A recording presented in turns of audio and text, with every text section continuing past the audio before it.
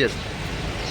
না দেখুন, ইতিমধ্যেই আমরা সবাই জানি যে আমাদের দেশের যশস্বী প্রধানমন্ত্রী নরেন্দ্র মোদীজি এই উত্তর পূর্বাঞ্চল আর বিশেষ করে ত্রিপুরা রাজ্যকে উন্নয়নের জন্য একটা সমৃদ্ধশালী এবং ত্রিপুরা রাজ্যকে একটা উন্নত জায়গায় মানে না চাইতেই সব দেওয়ার ব্যবস্থা আমাদের মোদীজি আমাদেরকে করেছেন।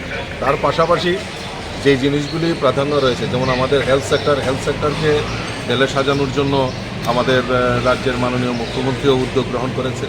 এবং পাশাপাশি আমিও কিছুদিন আগে আমাদের যিনি হেলথ মিনিস্টার রয়েছেন আমাদের জেপি নাড্ডাজি, ওনার কাছেও আমি লিখেছিলাম যে আমাদের ত্রিপুরা রাজ্যের একটা এইমস নতুবা আমাদের যে মণিপুরে যেটা রয়েছে রিমসের মতো এরকম একটা সুপার স্পেশালিটি হসপিটাল যাতে ত্রিপুরাতে নির্মাণ করা যায়, তার জন্য আমি আবেদন রেখেছি।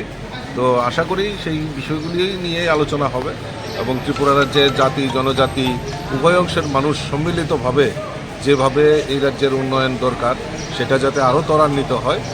এবং আপনারা ইতিমধ্যে জানেন যে আমাদের ন্যাশনাল হাইওয়ে কাজ শুরুয়াত হয়েছে, এইগুলি কাজগুলি ত্বরান্বিত করা, এই বিষয়গুলি নিয়েই নিশ্চয়ই আলোচনা হবে এবং আমিও সেইগুলি বিশেষভাবে গুরুত্ব দিয়ে যাতে এগুলি করা হয় তার জন্য আবেদন।